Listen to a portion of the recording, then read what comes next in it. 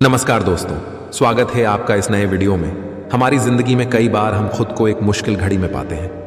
कई बार हमें बड़े फैसले लेने पड़ते हैं, लेकिन हमें यह नहीं पता होता कि वो सही है या गलत। क्या उस फैसले का परिणाम हमारे जीवन में खुशियां लाएगा या मुसीबत। लेकिन कई बार हमारे पास सही निर्णय लेने की सुझाव नहीं होते और हम जल्दबाजी में फैसला कर लेते हैं, और उन फैसलों की वजह से हमारी जिंदगी सुखमय हो सकती है या फिर हमारी जिंदगी नरक से भी बढ़कर हो सकती है। इसलिए सही फैसला लेने की क्षमता हमारे जीवन में सफलता हासिल करने के लिए आवश्यक है। तो चलिए आज की इस बोध कहानी के माध्यम से जानते हैं कि जीवन में सही फैसले कैसे लिए जाएं, और यह भी कि सही निर्णय लेने के तरीका कौन सा है। तो बिना किसी देरी के कहानी शुरू करते हैं दोस्तों। कई साल पहले की बात है। एक छोटे से राज्य में एक बौद्ध भिक्षु निवास कर रहे थे, जिन्हें सभी जगहों पर उनके ज्ञान के बड़े चर्चे थे। वह बौद्ध भिक्षु बहुत ज्ञानी थे। उनके पास लोग बहुत दूर दूर से आते थे ताकि वे उनसे अपनी समस्याओं का समाधान प्राप्त कर सके। उनके पास कोई भी कैसी भी समस्या लेकर क्यों ना आए, वह समस्या का समाधान अवश्य करते थे। जब भी वह किसी की समस्या सुनते तो उस समस्या को बड़े ही ध्यान से सुनते, समझते, उसमें लीन हो जाते, और उसके बाद कुछ देर के लिए वह आंखें बंद करते और समस्या के बारे में अच्छे से सोच विचार करते और उसके बाद उसका समाधान देते। ऐसे में कोई भी व्यक्ति उनके बारे में केवल एक ही बात सोचता था, शायद इन साधु के पास कोई ऐसी चमत्कारिक शक्तियां हैं जिससे यह समाधान पूछते हैं और उसके बाद हमें वह समाधान बताते हैं। एक बार एक युवक ने उन महाराज से यह पूछ भी लिया, क्या आपके पास ऐसी कोई चमत्कारी शक्तियां हैं जिसके कारण आप हमारी समस्याओं का समाधान करते हैं, या आपके पास ऐसी कोई दिव्य दृष्टि है जिससे आप हमारी समस्याओं का समाधान खोज पाते हैं। उस युवक की यह बात सुनकर वह साधु जोर जोर से हंसने लगे, लेकिन उन्होंने उस युवक की बात का कोई जवाब नहीं दिया। उसके कुछ ही दिनों बाद उस राज्य में एक बड़ी अजीब सी घटना घटी। उस राज्य में एक बुढ़िया औरत रहा करती थी, जो अपने पूरे घर में अकेले ही रहती थी। उसका कोई ना था। उस राज्य से होकर 4 मित्र अपने घर की ओर जा रहे थे। वे लोग दूसरे नगर में काम करके पैसा इकट्ठा करके अपने गांव की ओर जा रहे थे। ये बात बहुत पुराने जमाने की है, जब यातायात के साधन ना हुआ करते थे, इसलिए वे लोग पैदल ही यात्रा किया करते थे। इसी कारण वे चारों मित्र अपने अपने धन को इकट्ठा करके अपने गांव की ओर प्रस्थान कर रहे थे। उन चारों ने अपना अपना धन एक छोटी सी पोटली में रखा था, और उसी पोटली में उन सब की सारी कमाई थी।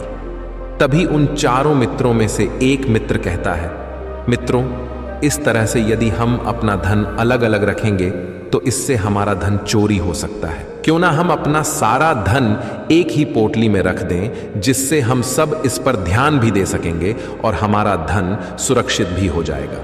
और जब हम अपने गांव पहुंच जाएंगे तो हम वहां पर अपना अपना हिस्सा इसमें से ले लेंगे।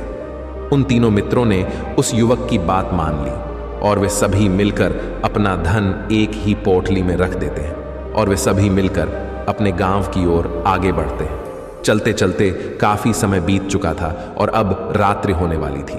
तभी आगे चलकर रास्ते में उन्हें एक घर दिखाई दिया, जहां पर एक बूढ़ी औरत रहा करती थी। रात्रि का समय भी हो चुका था और उन चारों मित्रों को रात रुकने के लिए कोई ना कोई जगह की आवश्यकता भी थी। ऐसे में उन चारों ने मिलकर यह योजना बनाई कि वे लोग आज रात इसी घर में ठहरेंगे। इसलिए वे चारों लोग उस घर की ओर आगे बढ़ते हैं। उस घर का दरवाजा खटखटाते हैं। तभी सामने से एक बूढ़ी औरत दरवाजा खोलती है और उन चारों मित्रों में से एक मित्र हाथ जोड़कर उस बूढ़ी औरत से कहता है, माता जी, हम अपने गांव की ओर जा रहे थे, लेकिन यहां रास्ते में ही रात हो गई और अब हम इतनी रात में सफर नहीं कर सकते। इसलिए हमारी आपसे विनंती है कि हम आपके यहाँ पर एक रात रुकना चाहते हैं। सुबह होते ही हम यहाँ से चले जाएंगे। उस बूढ़ी औरत ने काफी देर सोच विचार किया और उसके बाद वह बूढ़ी औरत कहती है, ठीक है, तुम सभी आज रात के लिए यहाँ पर रुक सकते हो। मुझे कोई दिक्कत नहीं, मैं खाना बनाने जा रही हूँ। कहो तो तुम लोगों के लिए भी बना दूँ। उन चारों ने सहमति जताते हुए कहा, हाँ बिल्कुल। उसके बाद उन चारों मित्रों ने धन की पोटली उस बूढ़ी औरत को थमा दी और कहा, माता जी, इस पोटली में हमारे साल भर की कमाई है। हम चारों ने अब तक का अपना सारा कमाया हुआ धन इसी पोटली में रखा है और अब हम इसे आपको सौंपते हैं, क्योंकि यह हम चारों से ज्यादा आपके पास सुरक्षित होगा। हम बस इतना चाहते हैं कि यदि हम चारों में से कोई एक व्यक्ति से लेने आए तो आप इस पोटली को उसे मत देना जब तक कि हम चारों एक साथ इस पोटली को लेने न आए। तभी वह बूढ़ी औरत कहती है, ठीक है बेटा, यदि तुम चारों एक साथ आओगे तभी मैं इस पोटली को आपको सौंपेंगे। और वैसे भी आप लोग तो सुबह यहां से चले जाने वाले हैं, मैं आपको सुबह ही यह पोटली थमा दूंगी, वह धन की पोटली। उस बूढ़ी औरत को थमाकर चारों मित्र निश्चिंत हो जाते हैं कि अब उनका धन सुरक्षित है और वे लोग खाना खाकर सो जाते हैं। अगली सुबह जब वह चारों उठते हैं तो सभी लोग अपनी आगे की यात्रा के लिए तैयारियां शुरू कर देते हैं। उन चारों नौजवानों में से एक नौजवान थोड़ा सा बदमाश था। वह अपने उन तीनों मित्रों से कहता है, भाइयों, इस बूढ़ी औरत ने हमारी रात भर खातिरदारी की है, हमें अच्छा भोजन खिलाया, सोने के लिए अच्छी जगह दी, रात भर यहाँ सर छुपाने के लिए एक अच्छा मकान दिया और हमने अब तक उसके लिए कुछ नहीं किया। वह बूढ़ी औरत अकेले ही खेतों में काम कर रही है। क्या हम सभी यहाँ से जाने से पहले इस बूढ़ी औरत की मदद नहीं कर सकते? उस बदमाश नौजवान ने मन ही मन यह योजना बना ली थी कि वह किसी तरह से भी उस बुढ़िया से पोटली हासिल करके ही रहेगा। बाकी के तीनों मित्र उसकी बातों में आ जाते हैं और वे सभी मिलकर उस बुढ़िया की मदद करने अर्थात खेतों में काम करने के लिए चल पड़ते हैं। वे सभी मिलकर खेतों का काम कर ही रहे थे कि तभी वह बदमाश नौजवान अपने बाकी तीनों मित्रों से कहता है, मित्र, मुझे जोरों की प्यास लग गई है, मैं जरा उस बूढ़ी औरत से पानी मांग कर लाता हूं। वह बाकी मित्र भी अब काफी थक चुके थे, उन्हें भी जोरों की प्यास लगी थी, इसलिए वह तीनों मित्र उसे वहां से जाने की अनुमति दे देते हैं। जैसे ही वह बदमाश उस बूढ़ी औरत के पास पहुंचता है, वह उस बूढ़ी औरत से कहता है, माता जी, अब हम यहां से जा रहे हैं, कृपया करके हमारे धन की पोटली हमें वापस दे दें। इस पर वह बूढ़ी औरत कहती है, नहीं नहीं, जब तक तुम चारों एक साथ ना हो तब तक मैं वह पोटली किसी को नहीं दे सकती। तुम्ही ने तो कहा था कि जब तक हम चारों एक साथ ना हो तब तक यह पोटली किसी को नहीं देनी है। तभी वह बदमाश उन तीनों की तरफ इशारा करते हुए कहता, हे लाओ।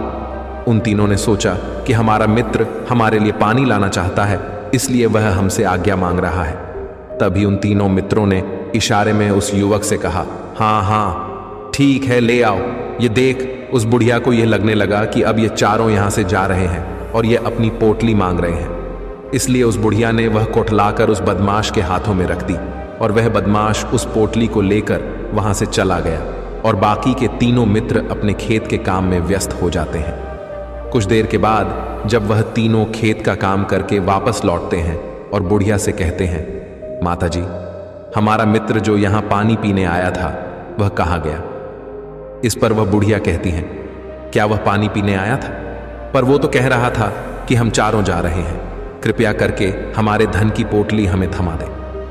तब तीनों बड़े आश्चर्य होकर उस बुढ़िया से कहते हैं, माता जी, हमने भला कब कहा वह पोटली मांगी थी? हमें तो प्यास लगी थी और हमने पानी के लिए इशारा किया था। तभी बूढ़ी औरत उन तीनों से कहती हैं, परंतु अब तो वह पोटली लेकर जा चुका है। तभी वह तीनों मित्र सर पकड़कर रोने लगते हैं और कहते हैं, माता जी, उसमें हमारा सारा कमाया हुआ धन था जो वह अकेले लेकर भाग चुका है। हमने तो आपको कहा था कि जब तक हम चारों एक साथ ना आए तब तक आपको वह पोटली किसी को नहीं देनी है, फिर आपने ऐसा क्यों किया? इसमें आप ही की गलती है। हमने आपको उस पोटली की हिफाजत के लिए रखा था और आपने उसे एक ऐसे आदमी के हाथों में दे दिया जिसने हमारा सारा धन हमसे लूट लिया। हम बर्दाश्त नहीं करेंगे, हम राजा के पास जाएंगे और राजा से आपकी शिकायत करेंगे, न्याय की मांग करेंगे। अब तो इस बात का राजा ही फैसला करेंगे। तीनों नौजवान क्रोधित होकर राज दरबार में पहुंच जाते हैं और अपनी सारी समस्या उन राजा को बता देते हैं। जब वह राजा उन तीनों नौजवानों की बात ध्यानपूर्वक सुनता है तो वह तुरंत ही उस बुढ़िया को राज दरबार में पेश होने का आदेश देता है। राजा के आदेश पर राजा के सैनिक तुरंत ही उस बूढ़ी औरत को राज दरबार में पेश करते हैं और राजा भरी दरबार उस बूढ़ी औरत को दोषी करार कर देता है और कहता है, तुम्हें वह पोटली उस अकेले व्यक्ति को नहीं देनी चाहिए थी। जब उन्होंने तुमसे कहा था कि जब तक वह चारों एक साथ उस पोटली को लेने ना आए तब तक तुम्हें वह धन किसी को नहीं देना चाहिए था। इसमें तुम्हारी गलती है और अब तुम्हें इसका हर्जाना भरना होगा, तुम्हें इनका धन लौटाना होगा। राजा का यह आदेश सुनकर बूढ़ी औरत फूट फूट कर रोने लगती है और राजा से मदद की गुहार लगाती है और कहती हैं, हे राजन, मैं तो एक बूढ़ी औरत हूं और मेरे पास इतना धन नहीं है और ना ही मेरे घर में कोई ऐसा है जो धन कमाता हो। मेरे पास इतना धन नहीं कि मैं इनका धन लौटा सकूं। मैं तो अकेली हूं, बेसहारा हूं, कृपा करके मुझ पर रहम करें। लेकिन राजा उस बूढ़ी औरत की एक नहीं सुनता। वह बूढ़ी औरत रोते हुए अपने घर की ओर जा रही थी। ये सोच रही थी कि आखिर मैं इतना धन कहां से लाऊं, कि कैसे मैं उन लोगों का यह धन उन्हें लौट आऊंगी। मेरे पास इतना धन नहीं है।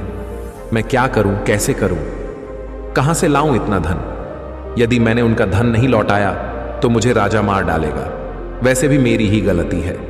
जब उन चारों ने मिलकर मुझसे कहा था कि जब तक हम चारों एक साथ ना आए तब तक वह पोटली किसी को नहीं थमानी है, फिर भी मैंने वह पोटली केवल उस एक व्यक्ति को थमा दी। इसमें गलती तो मेरी ही है। वह रोते रोते ये सारी बातें सोचते हुए अपने घर की ओर जा रही थी।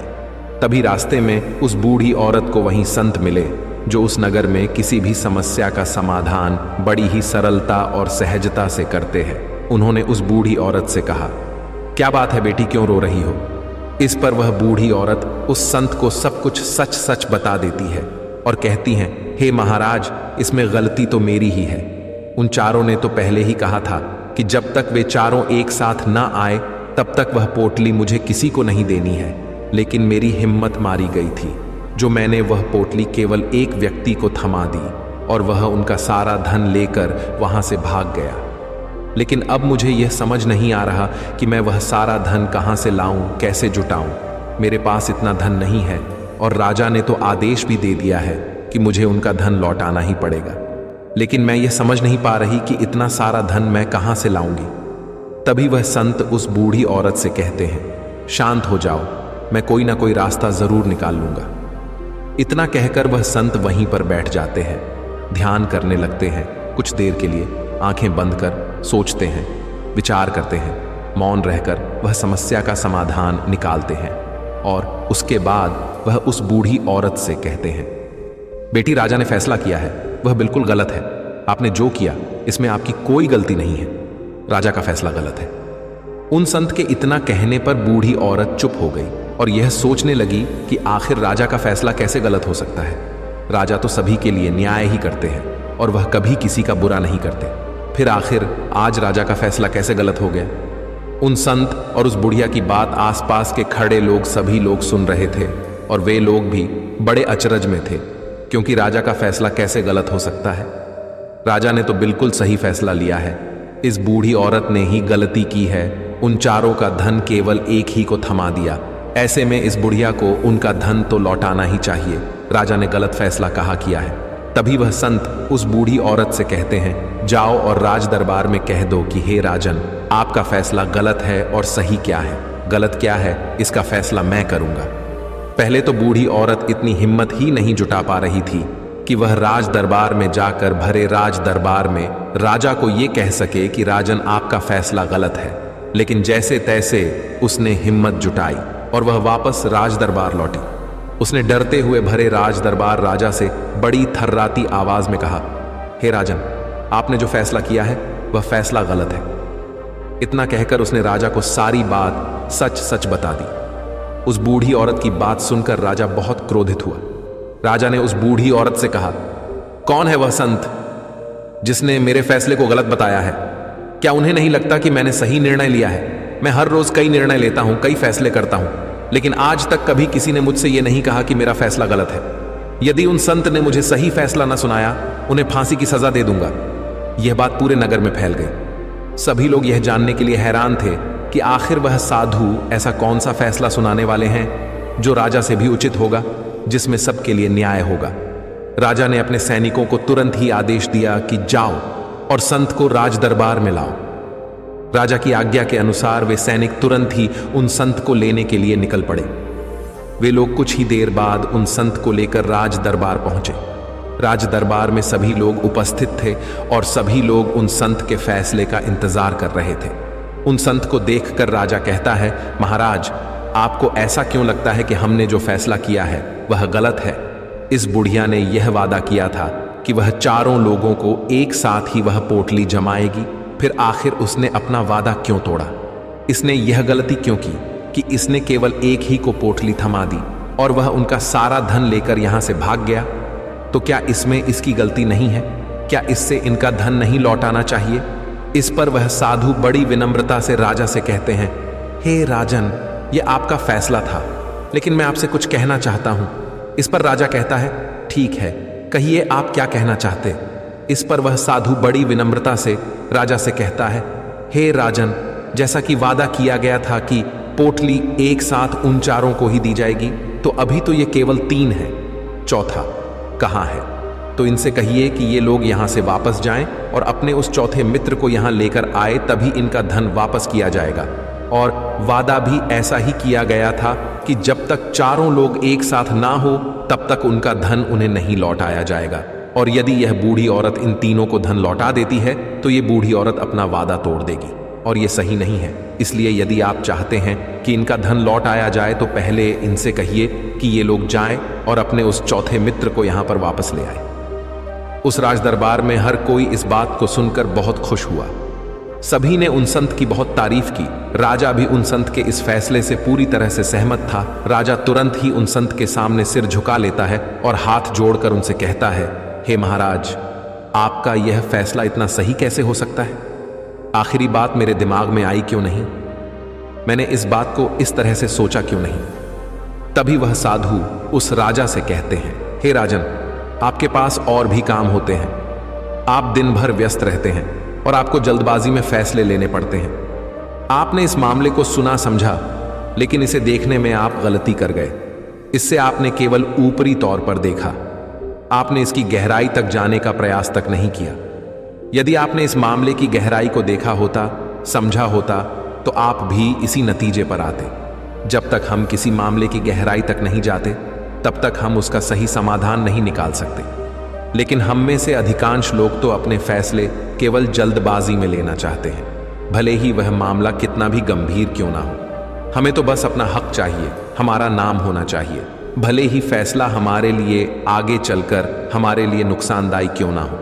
लेकिन हम तो उस मामले की गहराई तक जाने के लिए सोचते तक नहीं। तभी वह राजा उन संत से कहता है, हे महाराज, क्या आपके पास कोई दिव्य शक्तियां हैं? क्या आपके पास ऐसी कोई चमत्कारिक शक्ति है जिसे आप सवाल करते हैं और बदले में वह आपको जवाब देती है, जिस कारण आप सटीक और सही समाधान बता पाते हैं? राजा की यह बात सुनकर वसंत मुस्कुराने लगे और राजा से कहते हैं, हे राजन, यह सवाल मुझसे कई लोगों ने पूछा है और मैंने कभी किसी का कोई जवाब नहीं दिया, लेकिन आप इस राज्य के राजा हैं, इसलिए मैं आपके इस प्रश्न का उत्तर देता हूं।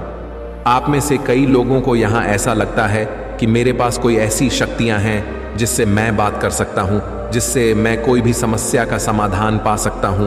लेकिन मैं आप लोगों को एक बात सच सच बता देता हूं, मेरे पास ऐसी कोई शक्तियां नहीं हैं। मैं तो केवल हर मामले की गहराई तक सोचता हूं, उस बात पर विचार करता हूं, और जब मैं विचार करता हूं तो मेरे सामने कई सारे समाधान आते हैं, और जो समाधान मेरे सामने आते हैं मैं उन पर भी विचार करता हूं, उनके बारे में भी गहराई तक जाता हूं। और जब मुझे लगता है कि इस समस्या का समाधान यही होना चाहिए, तभी मैं समाधान उस व्यक्ति को देता हूं ताकि वह अपनी समस्या का समाधान कर सके। अब आप ही सोचिए, आप जल्दबाजी में यह फैसला लेकर इस बुढ़िया का जीवन पूरी तरह से बर्बाद कर देते। हमारा पूरा जीवन केवल एक फैसले पर निर्भर करता है। यदि वह फैसला सही हुआ तो हमारा जीवन अच्छा बन जाएगा, और यदि वह फैसला गलत निकला तो हमारा जीवन नर्क से भी बदतर हो सकता है। इसलिए यदि आप सही और सटीक फैसला लेना चाहते हैं तो आपको मौन रहना सीखना पड़ेगा। मौन रहकर उस पर विचार करना सीखना होगा, क्योंकि हमारे फैसले ही हमारा भविष्य तय करते हैं, हमारी जिंदगी का अगला पड़ाव तय करते हैं। फिर चाहे वह फैसले छोटे हों या बड़े, वे ही हमारी जिंदगी को निर्धारित करते हैं। इसलिए सबसे पहले हमें सही फैसले लेने के लिए मौन रहना सीखना आवश्यक है, उन पर विचार करना आवश्यक है। और जब आप ऐसा करते हैं तो आपके सामने एक ही समस्या के कई सारे समाधान निकल कर आते हैं। और जब आप उन पर गौर करेंगे तो आपको यह समझ में आएगा कि उन फैसलों का समाधान कैसा होना चाहिए, कि समाधान से आपको क्या फायदा होगा और क्या नुकसान होगा, या उस समाधान पर सोच और विचार करने पर ही आप उसे समझ सकते हैं और तभी आप यह निर्णय भी ले सकते हैं कि क्या यह समाधान उचित रहेगा या नहीं। और यह सब संभव हो सकता है यदि हम कम बोलना शुरू करें, अब पूरी तरह से मौन हो जाए। इसका अर्थ यह है कि आप भीतर से शांत हो जाएं, और जब आप भीतर से शांत होने लगते हैं तो आपका मन स्पष्ट होने लगता है, साफ होने लगता है, और आप किसी भी चीज पर सोच विचार कर सकते हैं। और जब आप भीतर से शांत होने लगते हैं तो आप ऊपर से भी कम बोलते हैं, और जब आप धीरे